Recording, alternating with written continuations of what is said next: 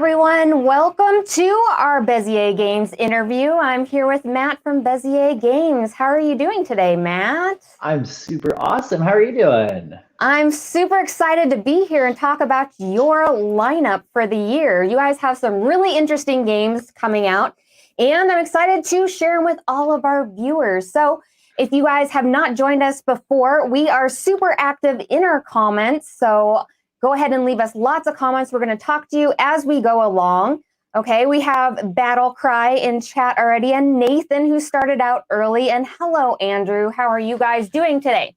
So as we go off and we talk about all of the games, if you guys have any questions, leave them in chat and we will get them answered for you. So Matt, I met you at Gamma this year, which was pretty recently. The last so much real fun. show. I know, right? It was so much fun. It was the last show before the epidemic happening.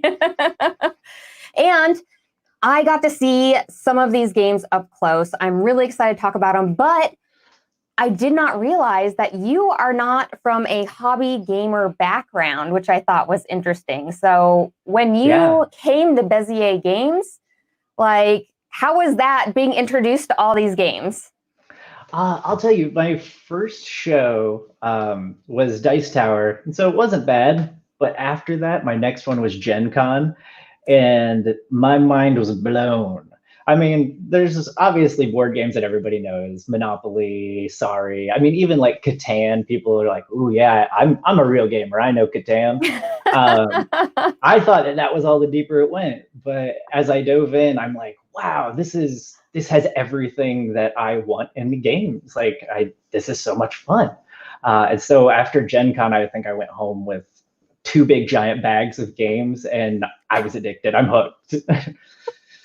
That's fantastic. Oh my gosh. That just having that realization like come to you going, oh my gosh, there's more than just like XYZ out there. Like there's all these games. It's like, it's so exciting. And like, I love reliving that with people because it's such an amazing time. You know, you're like, I have so many things to play. Yeah, when you realize it's like going to almost like a library for the first time in your life. You're like, there's all these things, and I just want to just absorb everything. This is great. Right?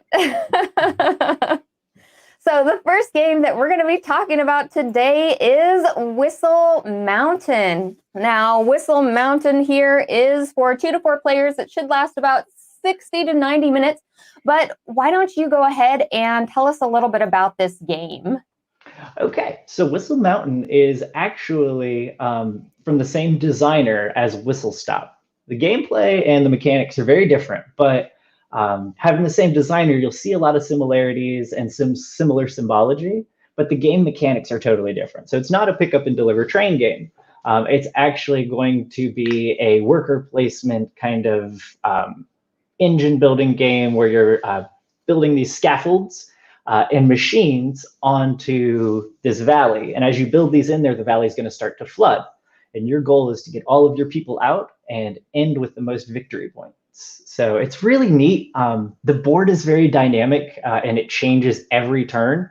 So you have to kind of have 2 or 3 moves in mind, and it plays different every time too, which is really cool as well. Because depending on what your strategy is, there's so many different places you can go and things you can do.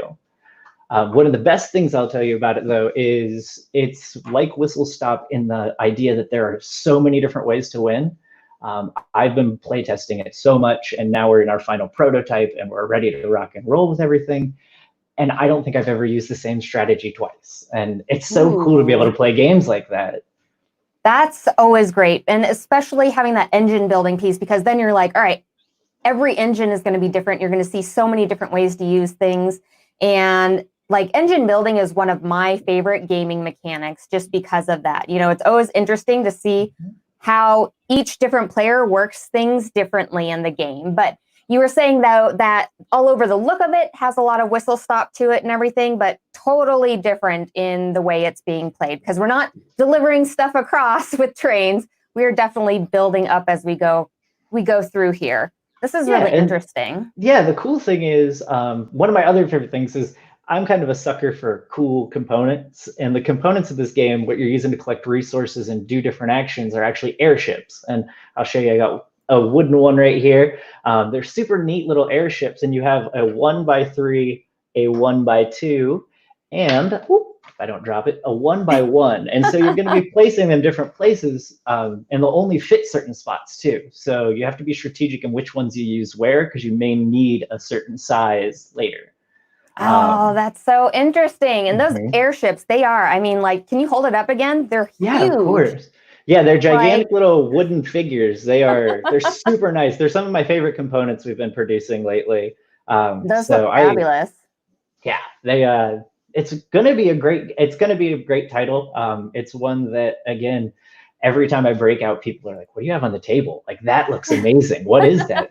It's got so much vibrance and color to it. Absolutely. It's definitely an eye catcher for sure. Now, are there any specific mechanics that might set this apart from just a regular worker placement or engine building game with it? Like, what makes this game super special?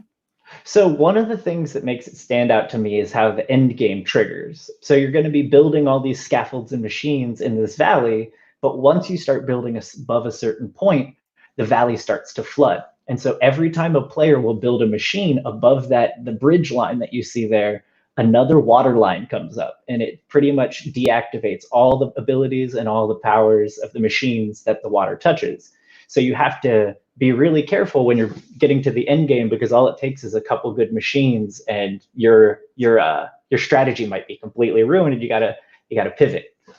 So you're racing against this water line, basically filling up the basin here, which gives you like a panic, at least me a sense of panic as I go through here. It does, and the cool thing is you can obviously, depending on how you're doing, and again with multiple strategies, is you can rush the end game and build tons of machines over that line as quick as you can, or maybe you're going to try to farm a lot of points by building yourself a little engine where you can farm a lot of really cool stuff.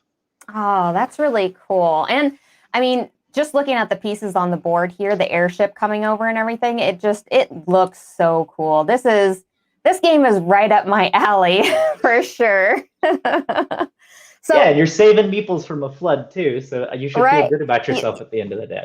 I love that aspect, right? You're like, you know what? I'm helping all these people out. I'm going to feel really Mhm. good by the end of the day, okay? Well, unless you don't help them and your people drown, because that's negative victory points Oh, at the end. You got to be careful.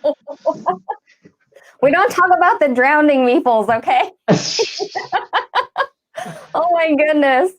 Okay, well, with this particular game, now since like what sort of weight is it? Like, can I introduce this game to everybody? Can I introduce it to my grandma, my kid, or I is would it say for like gamers and hobby gamers? I'd say it's more on the hobby gamer end, but it is Okay, medium weight. So, medium. Okay. yeah, someone could definitely, if they're familiar with games, they could probably figure it out pretty quick. It's not one that you have to read a 10-page manual to understand.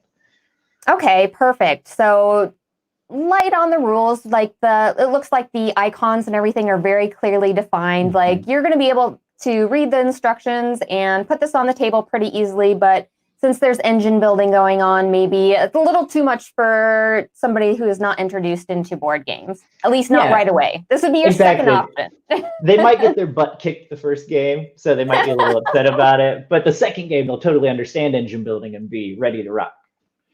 Yeah, this game, Felix Adams says, this game looks freaking sweet. Felix, it looked freaking sweet in person too. Those little water lines that you see coming up with everything was just, it has such a fantastic themed visual aspect to it. Like I said, it made me have that feeling of panic whenever I'm sitting down looking at it. I'm like, oh my gosh, like you can clearly see those things happening, you know? Hmm. So, That's cool that Felix is watching. He's actually one of our Ultimate Werewolf guys in Atlanta. He runs a really cool oh, Ultimate Werewolf group called Werewolf ATL, and they actually do online Zoom games right now. are So they if really? Yeah, so they're still doing Ultimate Werewolf right now. I think it's a really neat thing.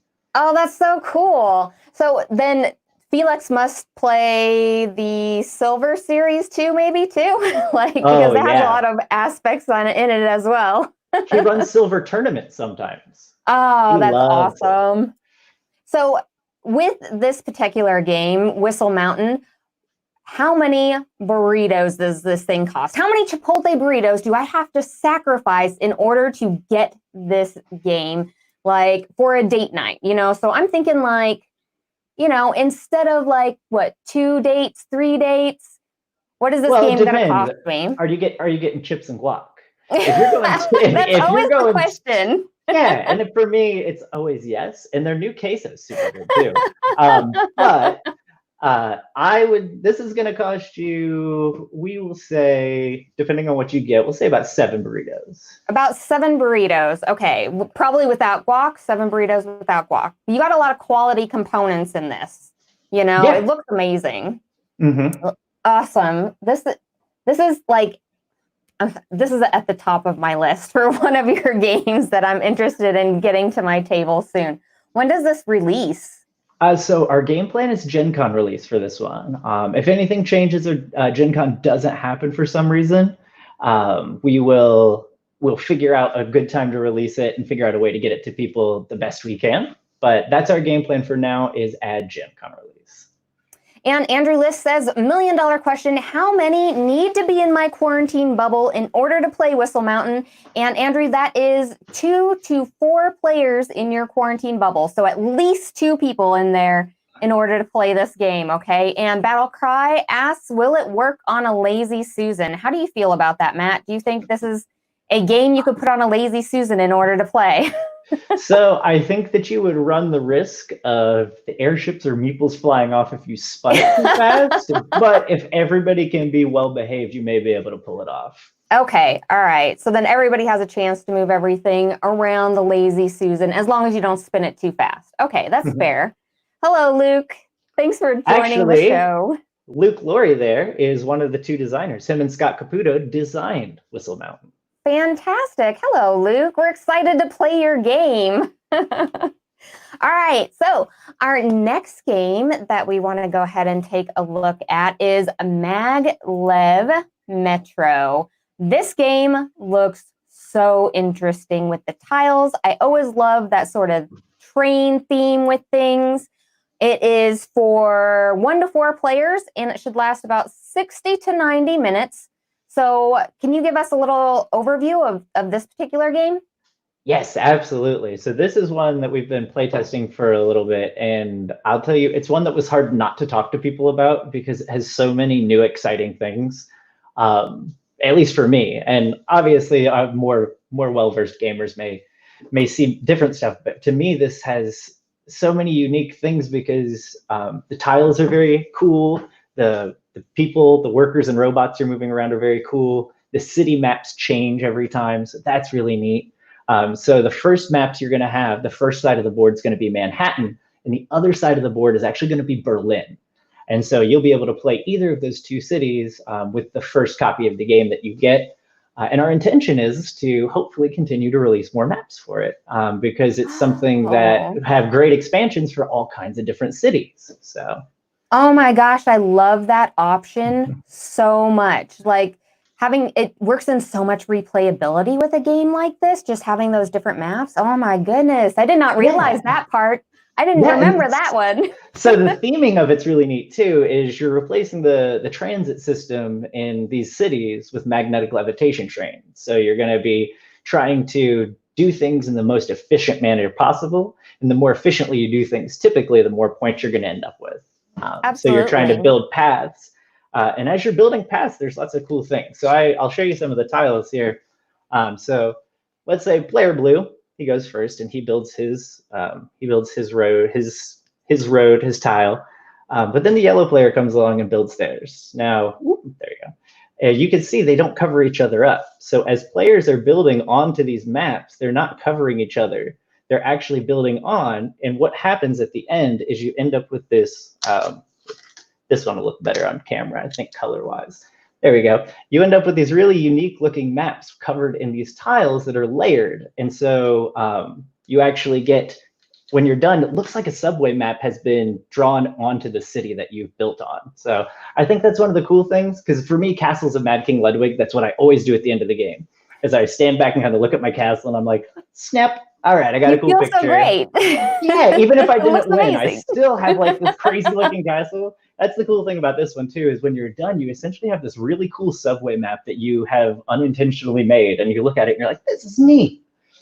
I love what people are doing with those translucent tiles like that. That is a perfect way to use them, having them overlap like that and then being able to go in different directions. Like those tiles are so amazing. They look so good. And I'm so excited to play with that aspect. And then you throw on like having other maps that you guys are going to have planned with this. Oh my goodness. I'm so excited.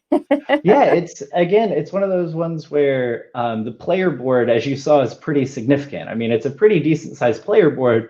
So even with the replayability of the different maps, even with the few maps you have, you still, even the two that start with it, you have so many choices in which direction to go. Because sometimes I've been like, I'm going to really focus on this strategy, and for some reason the things just don't fall into place, and I get my butt kicked. And I'll tell you, this is one that I get my butt kicked more than most of them, just because I play test it with Ted a lot, and Ted plays dirty.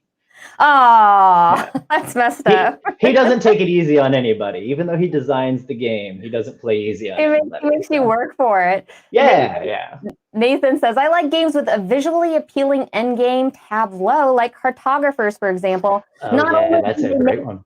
amazing Instagram pictures, but yeah, it is. It's just super, super satisfying to see that at the end. Like, and every game always looks different. Now, there was one aspect in here. Let me flip on over to the picture here. So this player board here, can you kind of explain a little bit what's going on with this player board? Yeah, absolutely. So every turn, you're essentially going to get to do two actions, and all the choices for actions are in that middle column. And the things that are populating the middle column are called robots. And so anything that is bronze or steel or gold is going to be a robot. And so you use these robots to allow you to do extra actions.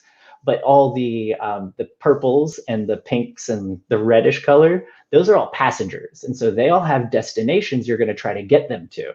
And so when you're getting them to destinations, that's how you're getting your points. So you have to build your engine to be able to do the things you need to do. But you also want to start collecting the colorful people over here, the purples and the pinks, to be able to obviously get big points at the end.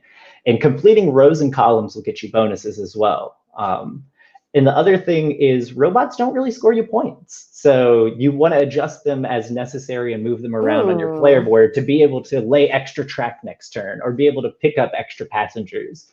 Because there may be two pink passengers on a stop that you want to pick up. And if you only have one pickup, sorry, you have to take 2 turns to pick them up. So there's a lot of balancing going on in this game where you're like, all right, I need these pieces over here. And then I'm also trying to build my track over here. And then I, want the robots to be in certain areas and stuff. Like, that's really interesting. I like that. Now, I know I saw the prototype components for this. Those like little trains there in the background, will there be actual like little like metro trains that come with this game? Or is it just like the little figures that Battle Cry says look like Flintstone vitamins right now? Oh, yeah. So those will actually be the ones. These little guys. So Yes. Okay. these are actually going to be the guys because your meeples will slide right in and fit perfectly That's in so them. cool. And it's also important because it is a metro system. The reason that they're elongated is because you have to be going a certain direction. So you have to hit the end of your track before your train turns around and can come back the other direction. So you have to kind of plan for that when you're building your map as well. So they're not just pretty components, they're also really important to the game, like in which Yeah, direction you're going. exactly. Which there are some things on your player board that'll let you turn for an action at any time, but you have to make sure to get one of your robots in that spot to make that happen. Okay, all right. I like the limiting portion of all train games with the tracks, like where once you start building something, you're kind of committed to that. But I'm a planner overall, so that's why I always do so well with train games. I'm like, I love them so much. Yeah, and this is one I'll tell you, was one that it was hard for me to wrap my head around the first time I played, but after I played my first time, I'm like, I want to play this like every day until I can beat everybody else in the office. So Okay. Well, for the weight of this game, like who is this particular game for? Because you're saying like it took you at least one good game to get into it? Is it easy to learn? Does it have a particularly long rule book? So I'd say the mechanics of it, like the how to do your actions, is fairly easy, but the actual gameplay and strategy to it is going to be a little heavier. Okay. So I would say it's medium. It's on the heavier end from Whistle Mountain, but it still is in the medium weight category. And Dr. GloryHoundd says, how likely is it to see a robot uprising mid-game in this? So that's all dependent on you. You get to control the robots until you don't. Until they control you. Just like all robots, right? You control them until you don't. But they're so easy to use. I mean, you kind of just want to use them. Absolutely. All right. And then when does this come out? Like, when can we get this ordered? And how many burritos does this game cost me? How many Chipotles should I miss out on? So this is going to be the same burritos as Whistle Mountain. So you're gonna have to starve for a little bit. Maybe get just quesadillas, maybe not burritos, maybe get a kid's meal. There's kid meals on there. You know what? I really like that option. You're like, instead of full burritos, just get quesadillas, put the other money away, and get yourself maglev Metro, okay? Yeah, because you have all the way until Essen. You have all the way till Essen. So if you eat kids meals from now till Essen, you'll have the money. You'll be fine. You're good. Yeah.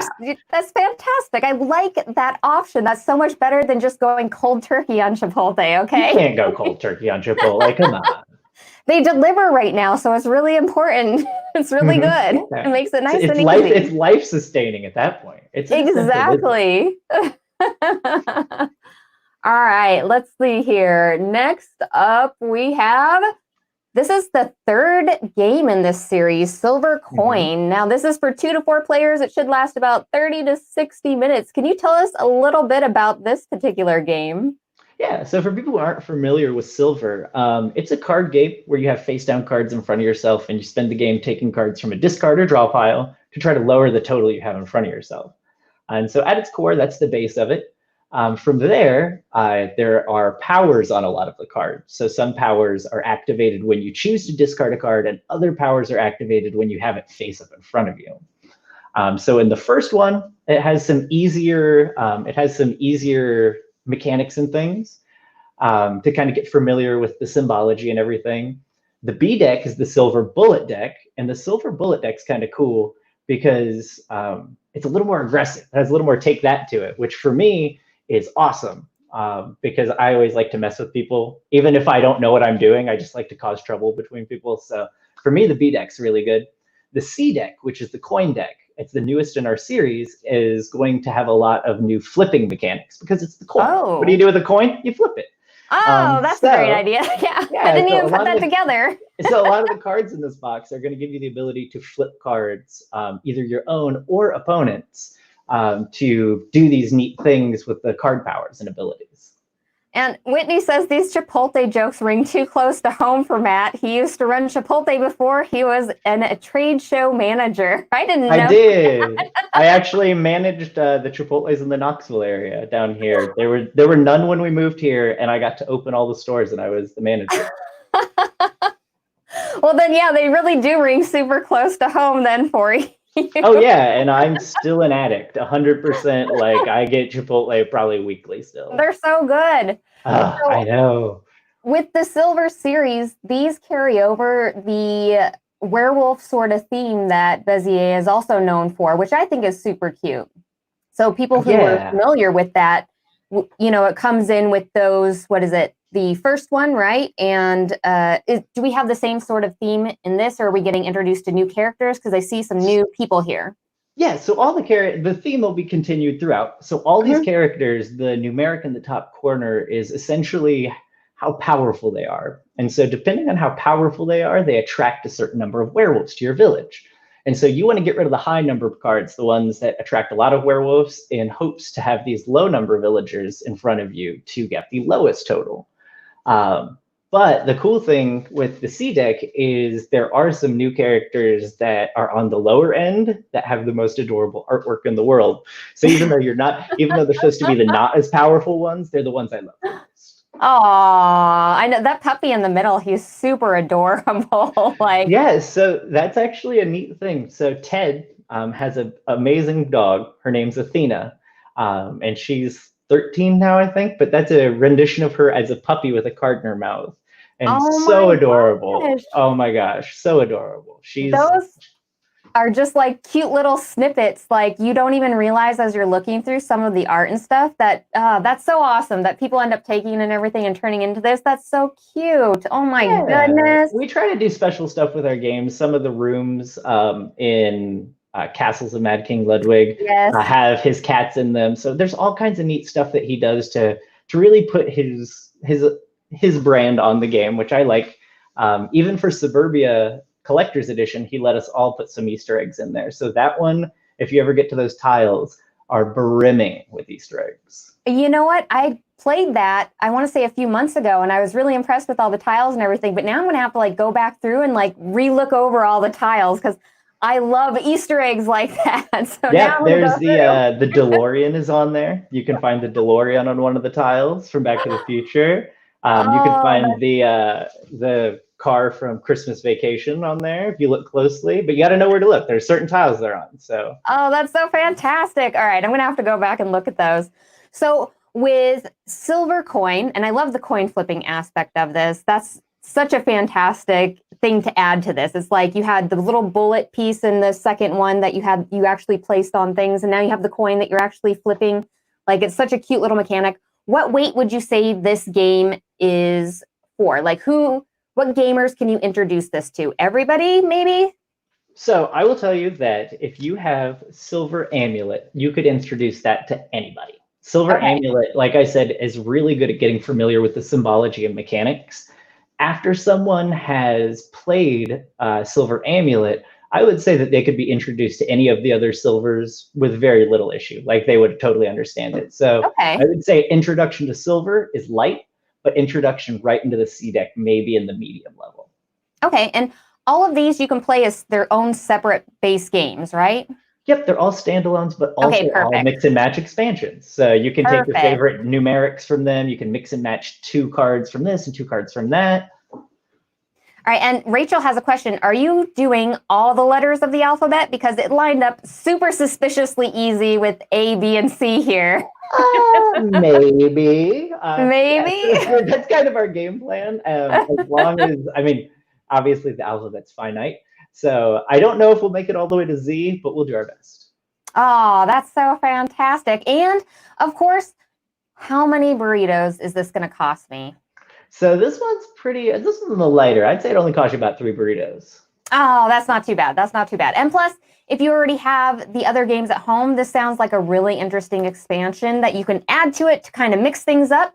And then if you are a gamer that is not new to board gaming, the board game industry, then you can pick this up right out of the gate. And it sounds like it has some really interesting aspects that maybe the base game doesn't have, you know? So there's a little bit more going on in it, you know, where you can have the cards manipulating things as you go through the game. So this sounds so fantastic. Thank you. Thank you so much for joining me today, Matt. Yeah, no And problem. And talking cookies. Silver Coin is actually not going to be available till June, but it is Mhm. available. Actually, all 3 titles are available for pre-order on our website at BezierGames.com. But Silver Coin is available for pre-order. It releases in June. But on our website, we just started a program a couple weeks ago called the Wolf Pack, and it's $5. Absolutely. Yeah, $5 a year to be a member, and it gets you free shipping, preferential pre-order shipments, and 10% off anything you order. So That's so it's got a really good fantastic. benefit for just $5 a year to be a member of the Wolfpack. And then on top of that, I've started shipping our silver pre-orders, and because Wolfpack members have that preferential treatment, we've started shipping silver coin out to our Wolfpack members.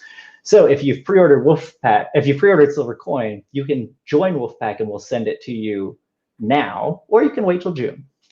Well, that's really awesome because you're saying the sign up for that is $5. And if you were going to go ahead and pre-order silver coin and you were going to pay for shipping and everything anyway, like why not even just go ahead and like throw the $5 in there?